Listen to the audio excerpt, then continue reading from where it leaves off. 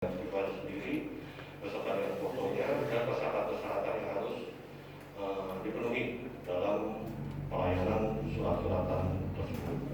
Kemudian yang kedua adalah Polbinsel. Ini Polantas Pembina Sekolah. Polbinsel ini memang di tempat kita ada program di Mas Lantas, namun ini berbedanya sifatnya. Polbinsel ini adalah Polantas ini dia langsung membina satu personil Polantas satu sekolah.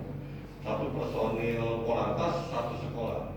Jadi pelajar-pelajar ini sudah memiliki nomor teleponnya Pak Polantas ini. Adapun dasar yang kami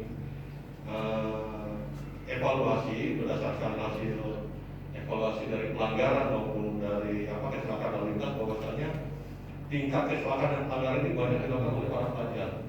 Itulah dasar kita untuk membuat program Polbinsel ini.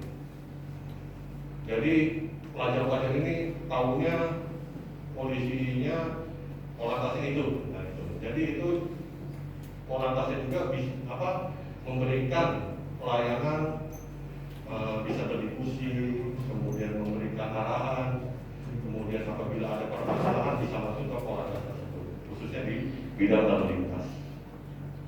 Kemudian yang ketiga yaitu ada simulasi masuk sekolah yang berdasarkan tadi evaluasi tadi pelanggaran dan kecelakaan lalu lintas. Jadi Polantas khususnya di bidang registrasi dan pelayanan SIM masuk ke sekolah itu di situ memberikan pelayanan yaitu berbentuk praktek maupun pengetahuan kepada anak-anak sekolah. Ini semuanya dapat apresiasi yang baik jika kita dapat penghargaan juga langsung dari Bapak Bupati ya, dari Pak Bupati. Begitu juga Bayantan juga dapat mendapat penghargaan dari Pak Bupati. Kemudian yang keempat yaitu anak ambulan.